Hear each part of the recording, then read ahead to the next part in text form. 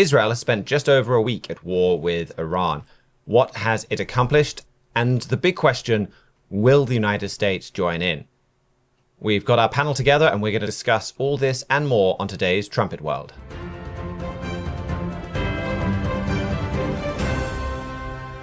Welcome back to Trumpet World. It's been a dramatic week since we last had our Week in Review show. We talked about Israel's attack on Iran on our Friday program, and then we kind of went home from the recording. The next day we had a lot of that astonishing, dramatic footage of ballistic missiles raining down on Tel Aviv and Iranian and Israeli missiles almost dogfighting, trying to intercept them. There were some pretty tragic stories. We've seen a lot of tragic stories over the last week of several of those missiles getting through, of buildings being destroyed, even children being wounded. I saw a story today about a little girl who went from Ukraine to Israel to get cancer treatment who was killed in a strike. So these attacks have continued. Thankfully, Israel has intercepted a lot of them, and I think the Israeli public, the general mood there is relief that the damage hasn't been worse. And I think a lot of people were anticipating things being a whole lot worse than they ended up being when you got to this showdown between the two. And also we've had Israel continue to strike Iran. They've gained complete air supremacy over Iran. There's pretty much nothing Iran can do to prevent Israel from running missions in Iranian airspace. And so they've just continued to strike various different Iranian facilities. I'm joined by our Middle East correspondent, Mihailo Zekic. We've also got Andrew Miller on standby, as we'll get to talking about the US angle in this pretty quickly as well, and whether Donald Trump will join in. But firstly, Mihailo, anything significant that's worth adding to that summary of what we've seen over the last week? Well, the big question is whether or not the U.S. will intervene directly in this fight. As we discussed last time, there's pretty good evidence that the U.S. gave at least its blessing with getting the ball rolling. But this week we got some news that the U.S. could intervene itself and use its own weapons and its own military against Iran. On June 18th, the Wall Street Journal wrote, quote, President Trump told senior aides late Tuesday that he approved of attack plans for Iran, but was holding off on giving the final order to see if Tehran would abandon its nuclear program, end quote. Let's stop right there and digest that. The U.S. president is literally saying that we are going to basically declare war, formally or informally, against Iran and potentially get the U.S. involved in another big conflict in the Middle East. You can imagine that's setting alarm bells off like throughout across the country, both supporting and against.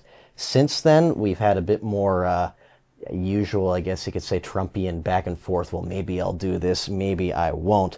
But according to another exclusive article from Bloomberg, quote, senior U.S. officials are preparing for the possibility of a strike on Iran in the coming days, end quote. So whether or not, again, if we could take these at face value and your unnamed sources, whether or not America actually does anything, the fact is they are preparing right now for something just in case. The big sticking point apparently is whether President Trump believes his current munitions are actually able to do more damage to Iran's nuclear program than Israel has already done. But if he gives the go-ahead, and he apparently is prepared to do so, we could see America get involved into the war. What exactly does that mean? Well, the big question is a facility called Fordow. So while Israel was able to hit most of Iran's nuclear sites, like Natanz and Iraq and some of these other names that some people might be familiar with, Fordow, Israel did hit it, but it did minimal damage. And that's because most of the site is underground. It's in a mountainous area about 60 miles south of Tehran. Some people estimate it could be as deep as 300 feet below the surface. And there's really only one conventional weapon that exists in any army that is capable of hitting that. And that is the GBU-57, or more commonly known as the bunker buster. That is, only the United States Army has that. It is capable of penetrating up to 200 feet below the surface of the Earth, so it means you have to drop a couple and have them hit at the exact same spot.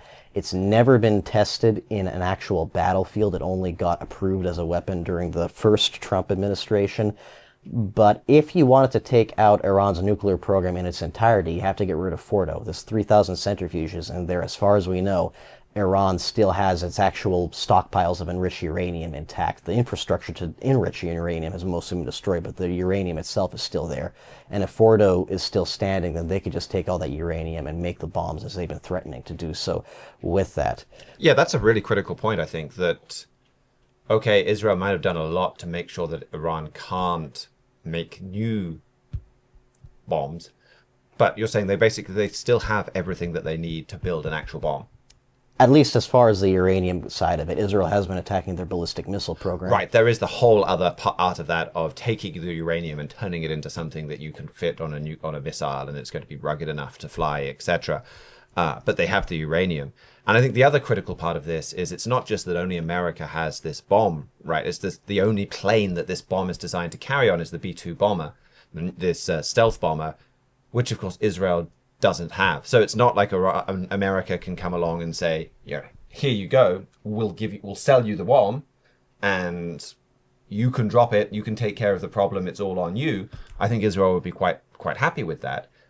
But the fact that it will only go, as far as we know, on an American plane, that adds an extra layer of complication that really does, like, at this point, it's very hard for that to be used without it being a direct act of war from the United States on Iran. In other words, no plausible deniability. Yeah.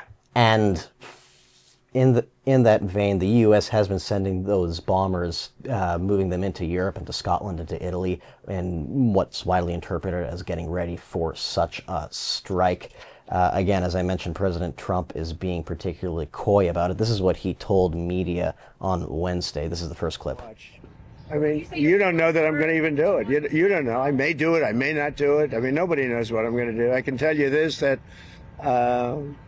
Iran's got a lot of trouble, and they want to negotiate. And I said, why didn't you negotiate with me before? All this death and destruction. Too late, though? Do you think it's too late to now? Really, nothing's too late. The only thing too late is Powell. Powell's too late. Too late, Powell. Have the Iranians reached out to you, Mr. President? What? Have the Iranians reached out to you? Yes. And what did you say? I said it's very late. You know? I said it's very late to be talking. We may meet. It's. I don't know. There's a big difference between now and a week ago, right? Big difference. So you could see there, even just from his tone of voice, he sounds pretty exacerbated on waiting for new updates from the nuclear deals, on letting his words, Iran, tap him on. And he did mention if Iran wants a deal and Iran decides to save face and agree to everything President Trump has been asking for them, he's willing to listen to them. Maybe he's giving them a little bit more time with that. He did say today, or the White House earlier said, they're giving Iran 2 weeks or that they'll make a decision within 2 weeks, whatever within 2 weeks means. But either way, unless if Iran has a complete change of behavior and kisses the ring, which they've already publicly said they're not going to do, and they have no reason to do it based on the track record before, it looks like, at the very least, the president is not in a happy mood dealing with Iran.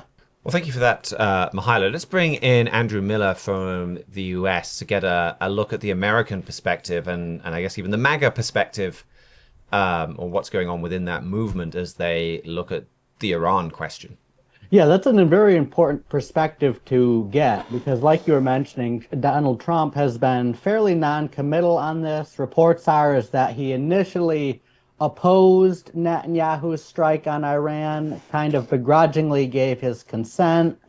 Once he saw that the strike was very successful, has shown that he is more interested in supporting Israel. And like I said, and is now kind of weighing it back and forth whether he wants to get America involved itself. But on an issue like this, where you haven't really made a decision one way or another, it's important to look at like what are your advisors or what are the closest people around you saying. And this issue of whether America should intervene in this war, I think, has divided the Make America Great Again movement, perhaps like nothing else, at least like nothing else since the Big Beautiful Bill, where you've got on the one side, you've got just popular members of the Make America Great Again movement, like Tucker Carlson and Steve Bannon, who are very opposed to America getting involved in this. They say that, like, America first means that we need to take care of our problems with the southern border. Israel's problems are Israel's problems, and we should not be involved.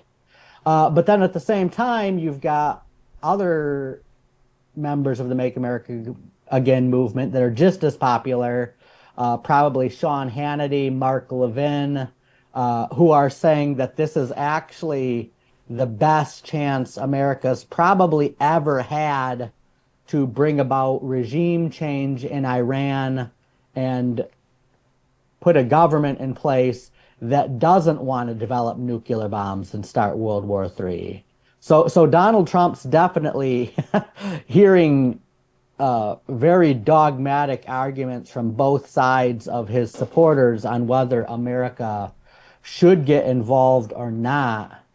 Actually, I think one of the more interesting exchanges I heard on this debate this week was an interview between Senator Ted Cruz and Tucker Carlson, which even brought a religious aspect into this. There's definitely a lot of religious underpinnings to this war, with Iran being motivated by their Islamic religion to wipe out the Jews, Netanyahu quoting scripture in order to highlight his role to defend the Jews. And now you've actually this interview between Carlson and Senator Cruz, I think, highlights even a pretty big religious dispute over these types of conflicts within the Make America Great Again movement. Tucker Carlson being Episcopalian, or that's what the Americans call Anglicans, which is more like the Catholic Church, the Eastern Orthodox Church, the mainline Protestant churches, definitely take a view that when Jesus Christ died, the Abrahamic covenant with the Jews was broken and replaced with a new covenant with the church. So Tucker Carlson, he's done other programs on this, is very dogmatic that every time the Bible refers to Israel in the end time, it means the Christian church, and that the Jewish nation in the Middle East has nothing to do with this. Ted Cruz is a Southern Baptist. It's part of the bigger evangelical movement, which definitely draws more of a viewpoint that the physical promises to Israel and the spiritual promises to Israel are separate, so that both the church and the physical nation of Israel are mentioned in end-time Bible prophecies. And so that's one of the reasons why Ted Cruz and the evangelical movement, some would call it the Christian Zionist movement, are definitely more favorable to Israel than Tucker Carlson or some of these other mainline Protestants would be. I don't know how influenced Donald Trump is by the religious aspects of it, but it definitely shows how deep the feelings are on both sides, and gives us a chance to kind of highlight how this program is going to be unique from a lot of the teachings you'll hear from other commentary right now. I brought a quote from the late Herbert W. Armstrong that he wrote in actually an article on getting ready to reduce your standard of living because of economic troubles. But he says here, few indeed realize that hundreds of years before Christ, God made certain unbreakable and irrevocable promises to the descendants of the patriarch Abraham. This has never been realized or proclaimed by traditional Christianity. Abraham is designated in the New Testament as the father of the faithful, since all of God's promises of salvation and eternal life through Christ were made to Abraham, and Jesus Christ was directly descended from Abraham. But what not even theologians understand is that God made dual promises to Abraham. He made the promises of grace, which come through Abraham's descendants, Jesus Christ. But he also made unbreakable promises of race, overlooked entirely by traditional Christianity and theological scholars. So showing that these Abraham promises, they're promises of race that talk about like national greatness to Israel, and then promises of grace that were came down the genealogical line through Jesus Christ and then into the Christian church. So Tucker Carlson's definitely one of these theologians Mr. Armstrong's referencing here, who don't understand these dual promises of race and grace, only understand the promises of, well, to some extent, the promises of grace. And when they look at the Bible and it talks about Israel in the end time, they always just assume it's the church, which could be setting America up for an interesting situation, because another prophecy we've highlighted quite a bit on this show, in Amos 7, talks about religious leaders advising an end-time Jeroboam, who is Donald Trump. Our editor-in-chief, Mr. Gerald Fry, makes it very clear in his book, America Under Attack, saying, well, go to Judah and prophesy there, don't prophesy against the house of Israel. And so that's definitely kind of the attitude the Tucker Carlson wing of the MAGA movement's taking, where they're claiming that, like, well, we don't really want to get involved with the Jews. We just want to focus on what they would view as Israel, like the Christian church here in America, not understanding that distinction between physical Israel and spiritual Israel, or the race and grace promises. And so you're kind of definitely already seeing that spirit. And a lot of the people advising Donald Trump would be like, well, don't get involved with Judah. Focus on the evangelical movement here in America. And so only time will tell how much Donald Trump listens to that wing of the MAGA movement in this case. Like I said, he hasn't committed to whether he wants to get involved to stopping Iran to getting a nuclear weapon or not. But there's definitely a lot of his religious advisors who take this supersessionalist view of the Bible, this view that, like, the Christian church completely replaced physical Israel, the promises of race don't exist, and we don't want to get involved with Israel at all, is definitely a really significant trend to watch in American politics.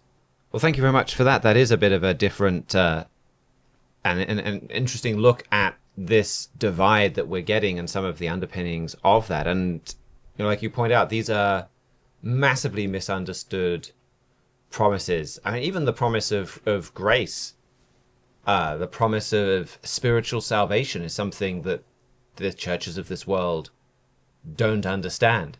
And that this promises of Jesus Christ coming, ruling on this earth as a king, on a kingdom in the kingdom of God, ruling over the earth. I mean, there's a lot about that promise of grace that this world doesn't understand too, but that promise is absolutely central to everything that we do on this show. This is all about world events leading to Jesus Christ's return.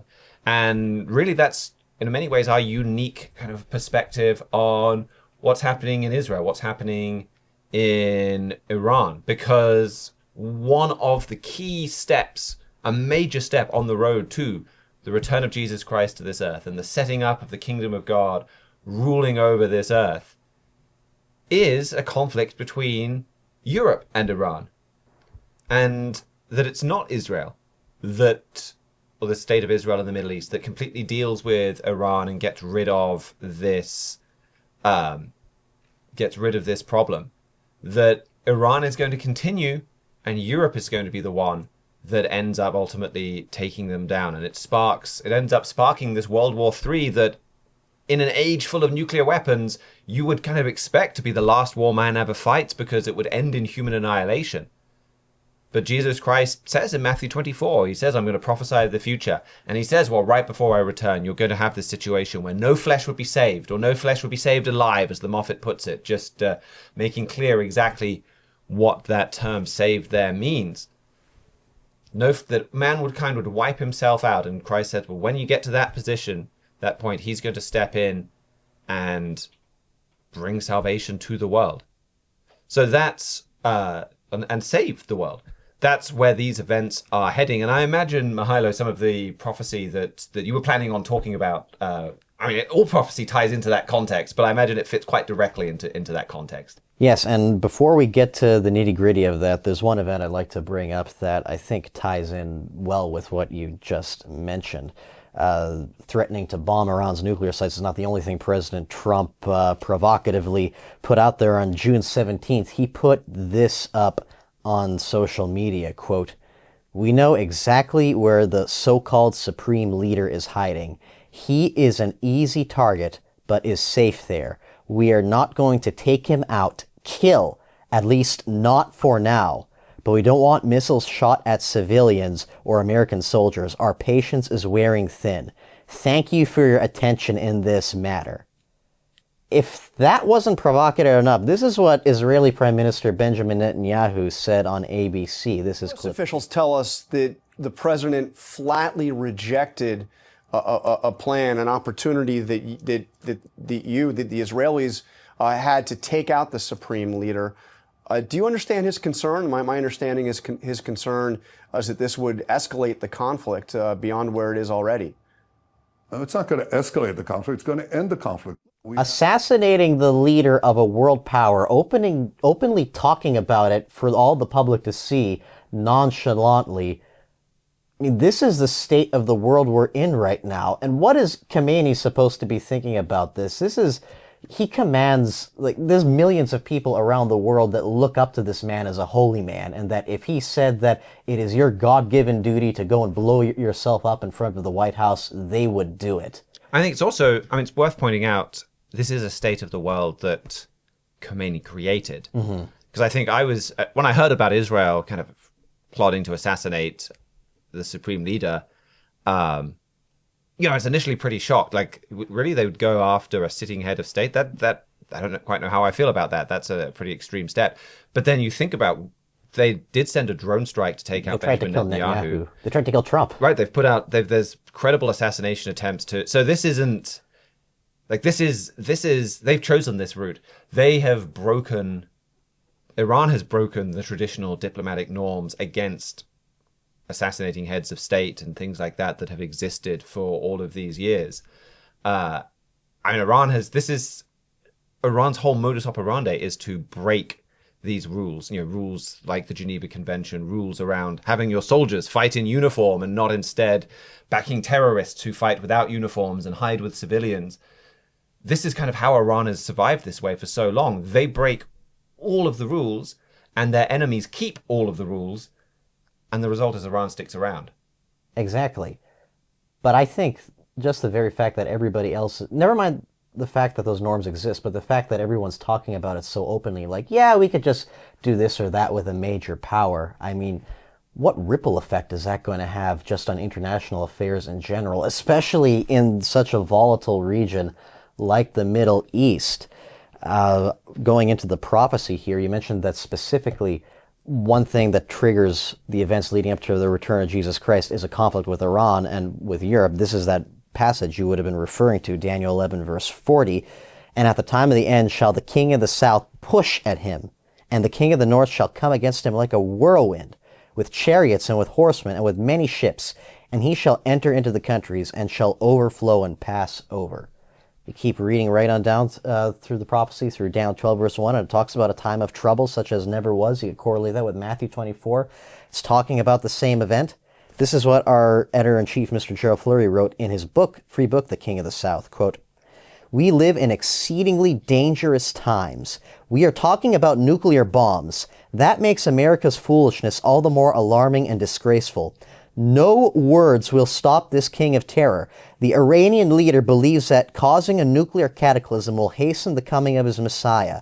No matter what happens, these religious zealots believe they are winners. No other nuclear power thinks like that. It makes nuclear war inevitable, end quote. This book was updated a few years ago. There were obviously problems going on then, but not like what we have now. We're looking at literally talking about striking Iran's nuclear program, Iran talking about enriching everything as fast as they could, or at least implying about it. We're literally talking about heads of state, including Iran, assassinating each other. This is probably not the specific event that like starts the countdown, but either way, we're pretty close to it. We're still talking about it, and it's not too hard to imagine these events leading into that specific push against the King of the North that we're expecting. We're in this time right now. You don't have to take our word for it. Take Khamenei's word for it. Take Netanyahu's word for it. We're there right now. And so when you see Iran pushing like this, bring the rest of the world to the brink of catastrophe, especially in regard to things like nuclear weapons, this is the time to take these prophecies seriously. This is a time to see what God promises to escape from all this mayhem, what God asks of individuals and of nations. And again, to avoid this time of trouble, God spells it out pretty clearly, but we have to look to Him. And we have to, at the very first step, you could say, take seriously what He says in His Word and recognize it when it's coming to pass in this world. Well, thank you for that, Mihailo. And we have an article on our website, Is Khomeini Finished?, that we can put a link to in the show notes by Trumpet managing editor Joel Hilliker, it just does a great job of putting what is going on right now in the context of Bible prophecy and showing, okay, don't count on Iran being defeated here. Some aspects of what is happening here match exactly what we've been forecasting and what to expect. He writes in there, as impressive as Israel's accomplishments over this first week of warfare have been, as much as one may want to see the demise of this violent, oppressive regime, somehow Iran is going to preserve its considerable power as well as its extremist temperament and aspiration. So that's a prophecy you can watch unfold. And he brings in America's response to that and how that could be a potential way that Iran survives. Perhaps Israel is held back by the United States. But we are going to see Iran continue as this pushy, aggressive power, and they're going to provoke Europe. And that is where I wanted to just throw in a European story as well, where Friedrich Merz has gained a lot of attention in Europe for being one of the most outspoken leaders encouraging this attack on Iran. He said, this is the dirty work that Israel is doing for all of us.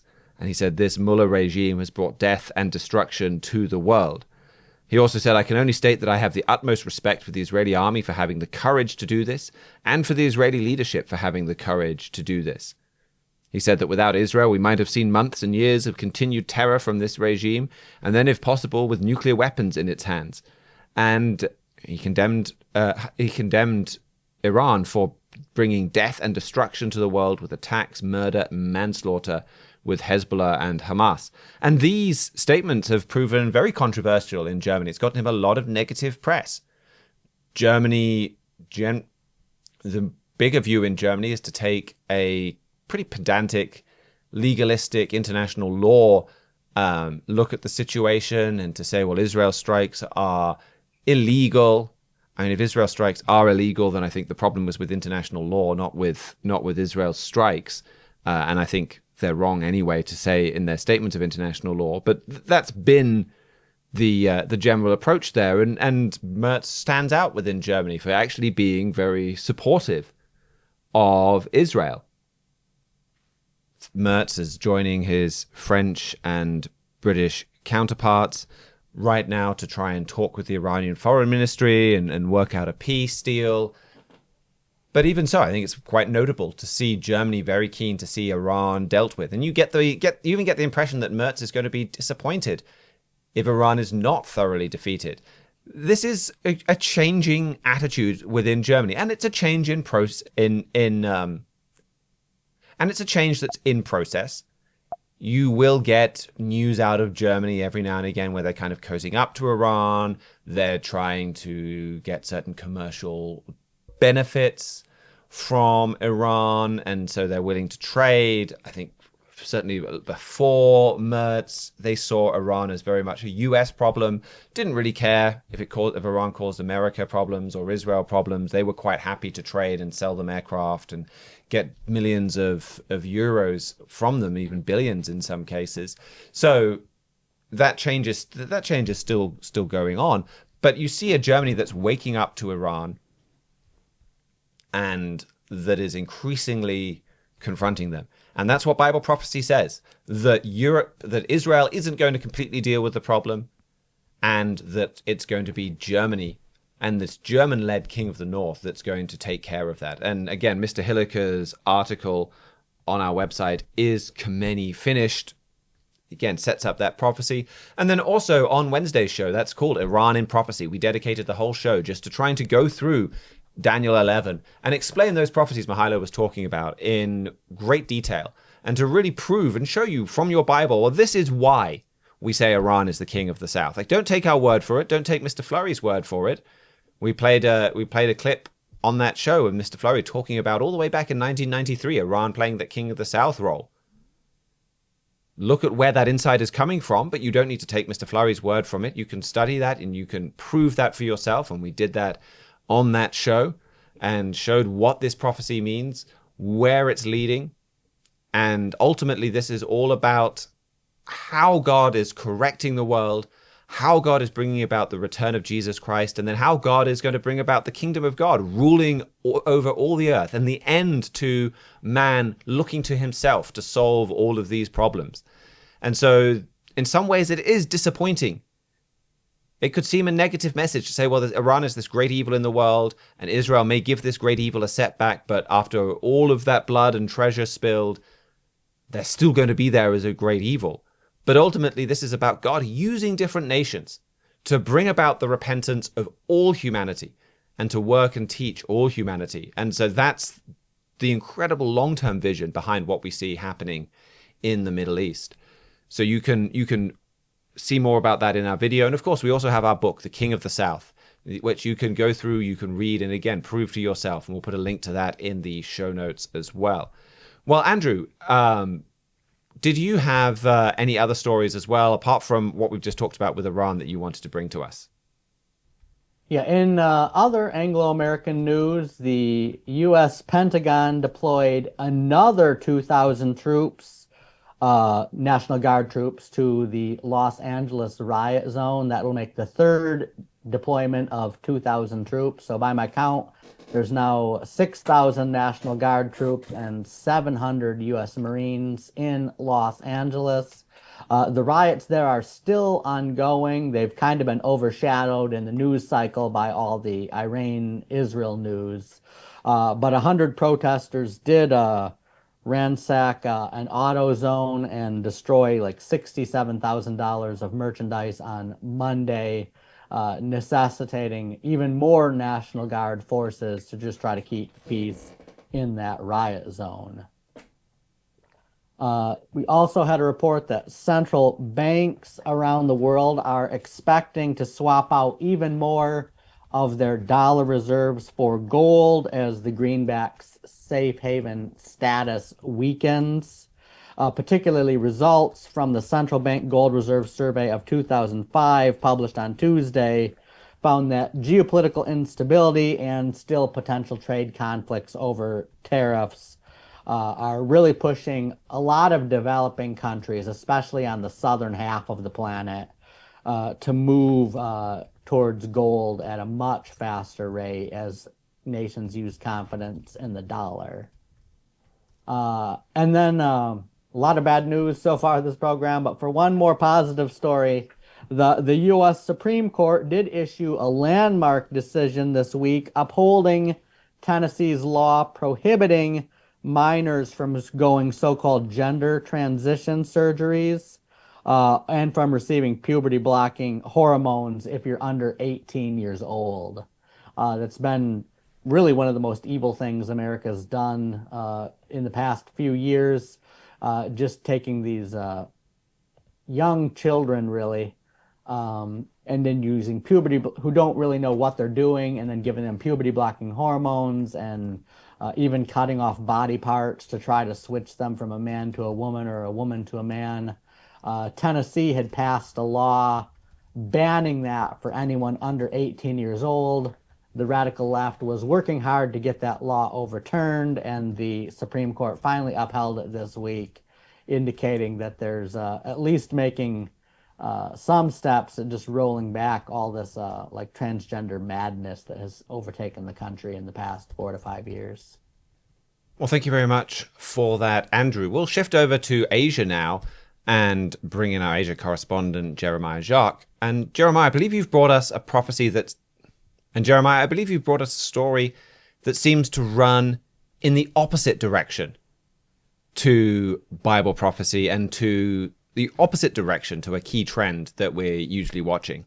Yeah, the big story that I wanted to talk about for Asia is that Chinese hackers and infiltrators have been attacking Russian companies and Russian government organizations to try to obtain military secrets.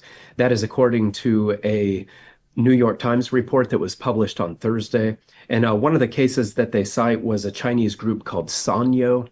This group pretended to actually be a Russian engineering firm so that they could gain access to classified information about Russia's nuclear submarines. And then there was another case in which Chinese hackers infiltrated Rostec. That is a Russian state-owned military conglomerate. And China was basically just trying to pry out details there about Russia's satellite program and its radar systems. And this new report comes just days after some leaked documents from Russia's domestic security agency said that China is the enemy of Russia, not just an enemy, but the enemy. So that was a kind of a bombshell from this leaked Russian document. It was written in late 2023 or early 2024, and it said that Russia is aware of a systematic Chinese campaign to recruit Russian spies that are supposed to give China various classified military secrets from Russia. And then the report there from Russia's intelligence agency also said that Russia suspects that China could soon try to seize some of the territory on their border. So these developments, as you said, these are really the opposite of what we usually hear about Russia and China. Normally, we see Vladimir Putin, the president of Russia, and the Chinese leader, Xi Jinping. Normally, we see them staging press conferences and other public meetings just to try to demonstrate to the world how close Russia and China are. But the truth is, serious analysts have understood from the start that Russia and China's partnership has always really been just a marriage of convenience between two extremely self-interested and hyper-narcissistic nations. Back in the 1950s, these two countries had serious disputes. They were basically arguing over which shade of red was the correct one for communism. And they also had very serious border disputes at that time. And all of that exploded into a major war in the late 60s. And then decades of mutual bitterness followed that. And a lot of that bitterness still lingers into the present. And if you look at these two peoples as well, take a look at the modern Russians today. They have a national identity that is based on the view that they are culturally exceptional and that they are innovators and that they're a very strong country. Modern Russians still take great pride in the Sputnik milestone there from the 1950s. They also take great pride still in the Cold War legacy that Russia had of being the only nation on earth that could stand up to the United States for decades. So Russians today, they just loathe the idea of becoming junior partner to China. China, they know, was very slow to modernize. Even as recently as the 1960s, the Chinese were basically a nation of rice farmers, just subsistence farmers. So Russians feel very superior to that. But of course, China has changed. Today, China has an economy that is 10 times larger than that of Russia. China has a population that is 10 times larger than that of Russia. And the Chinese believe right now that a so-called Chinese century is inevitable. That's why they're in overdrive building a military right now that can rival the United States and that can rival Russia, including a nuclear arsenal that can, they're hoping that will be able to rival that of Russia and the US very soon. This is also why Chinese nationalists do openly call from time to time for China to seize various Russian territories, at the same time as they're calling for China to seize the territory of every other nation in their periphery. It is clear that China would eventually like to turn the Russian expanse into a vast resource field to fuel China's rise. And Russia knows that. So there is clearly not a lot of real love between the Russian bear and the Chinese dragon. But really, that's the way it very often is with strategic partners. I mean, you can look at Japan and Germany during World War II. They were allies, but they both looked upon each other as racially inferior. And both the Germans and Japanese had plans to conquer the other one after they had subdued their shared enemies. So what we see with Russia and China today, it's nothing new, and it's nothing surprising, really. Their partnership is not ideological, and it's not pure, it's purely strategic. But that doesn't mean that it's false by any means, or that it will soon be broken. And Bible prophecy makes clear that circumstances will compel Russia and China to remain closely partnered throughout the years ahead, and to actually draw even closer to each other as the world descends into war. Both of them will see a European military superpower as an existential threat. And so that will prompt the Chinese and Russians to band together even more closely so that they can stand up to that European power. You can see that in Daniel 11. If you read on a little further after that passage that Mahilo was reading earlier, you can also see it in Joel chapter 2 and Revelation and other passages. So all of this means that even if Russia and China today are not thrilled with their marriage of convenience, and even if they are cyber attacking each other and stealing each other's military secrets, their partnership is still a deeply significant geopolitical reality, and it's still something that will continue to define international relations in the years ahead. And we do have a feature article that goes through all of those Bible prophecies and shows really what's behind all the current events. This article is called Why the Trumpet Watches Russia Allying with China. Well, thank you very much for that, Jeremiah, for that interesting view of or detailed look at a dynamic that we often don't delve into in quite as much detail. What did you have any other stories from Asia that you wanted to update us with? Yes. First, a quick update on China's naval power. Over the last month, China has undertaken an unprecedented naval campaign. They actually have all three of their aircraft carriers in simultaneous operation, and that is a big first for China. And these carriers are also getting further and further out into the blue water. Two of these are past the first island chain at present, and then one of them, the Liaoning, is actually crossed into waters past the second island chain. So China's naval power is rapidly growing, and its naval activity in Pacific waters is really increasing. And this shows that the geopolitical tides in Asia are shifting. And then one final story here about China's trade. The United States and China, of course, are in a trade war at present. There are big tariffs on goods that China wants to sell to the United States. So as a result of that, China's exports to the U.S. are way down. If you compare May 2025 to May 2024, you see that China is selling the U.S. about 35% less than it was a year ago. So that's a major decline, and you might think that that would be causing the Chinese economy some serious problems. But in reality, China is offsetting this. They're offsetting it by ramping up trade with other nations. Over that same time period, from May 2024 to May 2025, China's exports to the European Union increased 12%. And during that same time period, China's exports to India increased 12.5%, and exports to Southeast Asian nations increased by about 15%. So those are some very significant increases. And if you do the math there, you see that China's increased exports to Europe and to these Asian nations has been more than enough to offset its losses in the American market. So on the whole, China's exports are actually up. So China is navigating through the trade war, and it's suffering far less, I think, than many in the Trump administration may have expected. And then at the same time, the corollary to that is that China is building deeper trade links with European and Asian nations, which we at the Trumpet do expect to soon be used to actually block America out of world trade.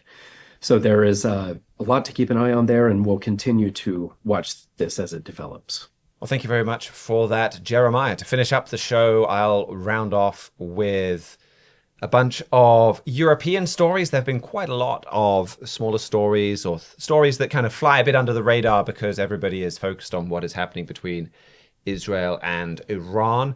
The world is entering a new dangerous nuclear age, the Stockholm International Peace Research Institute warned in its annual yearbook that was published last weekend. They point to the fact that the number of nuclear warheads in the world has been dropping since the end of the Cold War, but we've turned the corner now, and warheads are going up. China has built 600 and is rapidly expanding. India is believed to have expanded its arsenal last year. Pakistan is doing some work with how it's enriching uranium to improve its abilities to make nuclear weapons. And they also talked about the modern technology that is changing nuclear warfare that I think you see in Iran and even between Russia and Ukraine.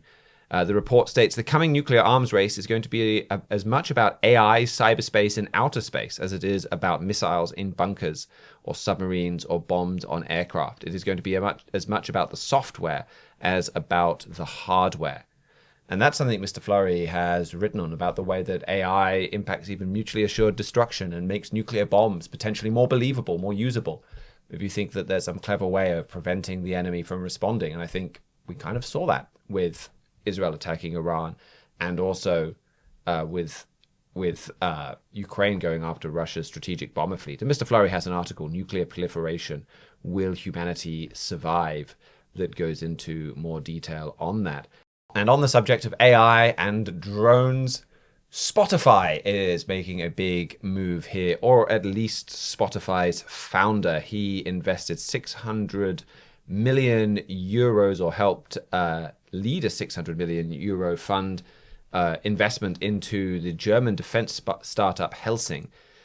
That means with that fund, that investment, they're now valued at 12 billion euros. It's one of Europe's most valuable private companies. And they take a huge amount of military data and use it to train military AI models. And they're also working on developing their own drones and AI. So we're seeing Europe stepping into very determinedly the military applications of AI. I think that's really interesting to watch. Lots of people talk about Europe being behind in AI, because the big AI companies, the big AI models do generally come from the United States. Things like OpenAI, and then Google and Microsoft and their investments and partnerships and what they're doing. But the fact that you've got Helsing and others, like Europe is taking a very determined look at this, especially on the military side of things. And again, Mr. Fleury has an article, The Unknown Future of Artificial Intelligence, that has more on that. Related to this, the Paris Air Show was on this week. That's one of the biggest events in the aerospace community. And this year, military had put in a much bigger appearance at the Paris Air Show than usual. 45% of the Paris Air Show is dedicated to defense and security, as European countries really put a focus on buying weapons from European businesses. The CEO of Firestorm, a drones company, said, "We're hearing this directly from European companies. We don't know if we can rely on the United States to actually supply us weapons." He said that they're desperately looking to onshore or nearshore their manufacturing. So watch for Europe to continue to break with the United States and to look for these European missiles or these European programs. Then we've had a series of pretty sad news here from the UK, as the government, the country, kind of embraces death in many ways. Some very destructive social pieces of news. So just today, the UK Parliament voted to allow terminally ill adults to get help from the state in killing themselves, basically authorizing the NHS to help kill those that are terminally ill. It went through Parliament 413 to 291. Now, it's not law yet. It does have to go to the House of Lords. There's a pretty narrow chance that it can be stopped. Like, the House of Lords can basically tell Parliament to go back and stop and think. I don't think the House of Lords is likely to do that. Even so, Parliament, unless they've changed their mind, they can still push it through. So it seems like this is very likely now to become law. And you look at Canada's experience of this, that has just been horrific, where you've had the state-run health service kind of put pressure on people to agree to have themselves killed to save money. And it's been an incredibly slippery slope for Canada, and now they're looking at allowing mentally ill young people to kill themselves. And they've just regularly lowered the bar on who's able to do this, and you have all these horror stories. I think that one of the most shocking I heard was about somebody who went in with a sore knee to hospital. His wife came to visit him the next day, and the hospital said, "Oh, he's dead. We killed him. He chose euthanasia." Like, how does that happen where the state kills somebody for having a sore knee? There have been reports of people being pressured or they're killing themselves because of money problems, because they can't afford the treatment, or because the hospital is guilt tripping them. You know, the cost of your treatment costs all of this much money that we could be spending on other people. So just kill yourself. And people have gone along with it. So it's been horrific in Canada. And I think for Britain to have that example in front of them and then still do it is a shocking indictment on the whole nation. And another similar story, Britain's Parliament voted this week to decriminalize abortion right up until the point of birth. So what they've done here, it's a little complex. So abortion is still allowed in the UK until the 24th week of pregnancy. And then after that, it's only legal in pretty rare circumstances, if there's like an imminent threat to the mother's life. Now, after this vote, if a doctor helps abort a baby after the 24th week, they have still broken the law and they can still be convicted, I think even for murder or at least manslaughter. But if a woman does it herself, if a mother kills her own child after the 24th week, she can no longer be prosecuted for that. And so if she uses drugs that induce abortion, and abortion, it's a softer term. It's murdering a baby. If you use drugs to do that, then no one will go to jail. And the vote came about basically because during COVID-19, the government made it easier to get abortion drugs. And it used to be much more tightly controlled to make sure that the woman taking those drugs met the legal criteria and was under 24 weeks pregnant. And with the drugs being more freely available post-COVID, a small number of women used them to kill babies after 24 weeks. They were prosecuted, and then this has been used to whip up an emotional thing about mothers going to jail, and Parliament pushed this through. What I find astonishing is only 1% of the British public support abortion up until birth. 99% of the British public oppose this. Yet Parliament still has basically pushed this through. You know, okay, it's perhaps not, say, legal for a woman to go and get abortion drugs after 24 weeks of pregnancy and murder her baby. But if there's no punishment and she doesn't go to jail, I mean, that's what they've done. They've effectively legalized abortion, something all the way up to birth. You know, a baby can be 1 day away from its due date. It could be past its due date if it's not born yet, and they can murder that child and nothing will happen. And 99% of the population don't want that. But I guess Parliament's part of the 1% that do. And the Bible makes clear abortion at any time is murder. I'm not kind of saying, well, it's less murder if it's after the 24th week, or there's just something more shocking about a country that allows a mother to murder her own baby the day before the baby's due.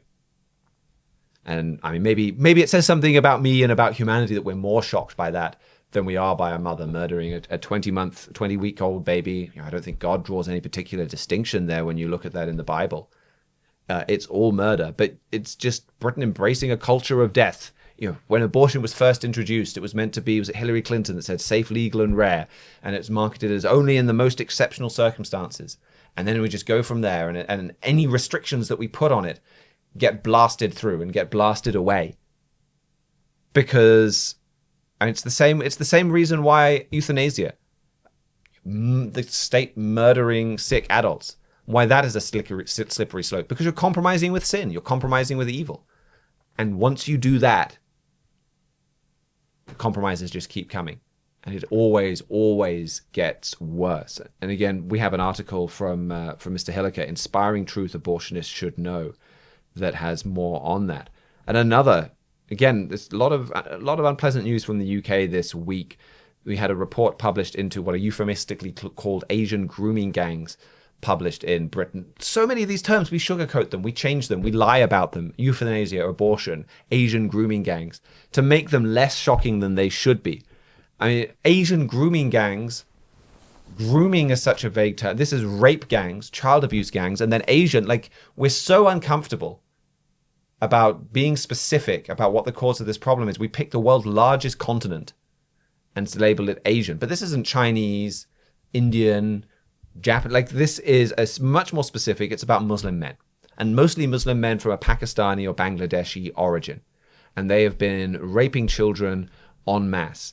And we go through this cycle where this is exposed, it shocks the nation, and then we just move on from it. It gets swept under the rug. And finally, there's been this biggest report. And again, so a few years ago, the Home Office, they published something that debunked the idea of there being a Muslim rape crisis. This report debunked the debunking. They exposed the government of lying to cover it up. Or as the report says, it does not seem to be evidenced in research data. But you've had this again and again and again. And this report looked at, well, we found the ethnicity of the perpetrators is shied away from and is still not recorded for 2/3 of perpetrators. So we are unable to provide any accurate assessment from the nationally collected data. But anyway, the ethnicity is shied away from. They do everything to hide it. But Britain has just allowed this crisis to go on, and this report forced the government to do a U-turn, and now they're going to hold a full investigation.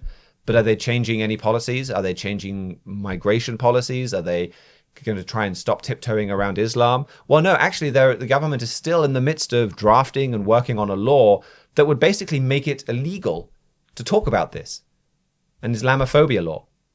And if you start, it would outlaw saying, well, this is a problem with a particular group of Muslim people. That statement would become illegal. And yet they have this report saying that statement is true.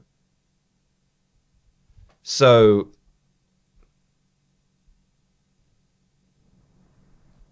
like I said, a lot of pretty shocking stories from a growing culture of death in Britain. So I thought I'd finish with, I mean, that's a bit of a downer to end on, but this is why Israel won't take out Iran completely, because God is going to use Iran as part of these world events that are going to force Britain to repent and to reject the way of life that is causing all of its problems and that is causing all of this evil, and to accept God's way of life and God's law, which is a way of life that causes joy and blessings and prosperity and good things to happen.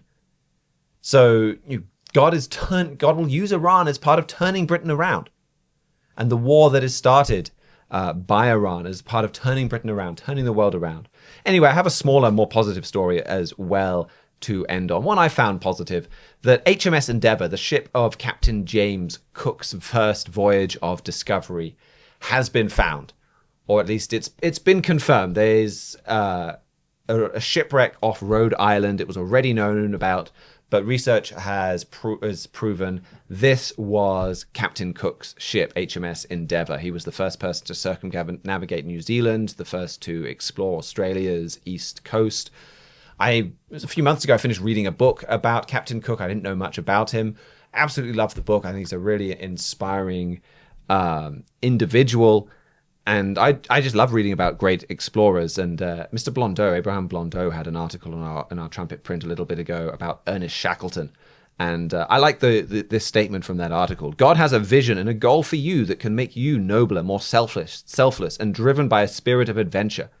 God wants to achieve the impossible in your life, transforming you from a flesh and blood human being into a spiritual son in the God family. It is a journey with trials and tests, a journey where you will need endurance, and it is the only path to your ultimate potential. I think what's inspiring about Great Explorers is it does capture a small fragment of the excitement of the future God has in store for all of mankind, as he brings mankind to repentance and opens up that invitation for mankind to come into the God family. And there's just an incredible eternal adventure, an incredible eternal call to adventure that he is issuing. So I thought I'd just finish with that more positive story. Well, thank you very much to George Haddad and Victor Granados for engineering and production on today's show. Thank you very much to all of our panelists as we talk about this fact-filled week of news. We'll have our regular weekly show on Wednesday. And until then, keep watching your world.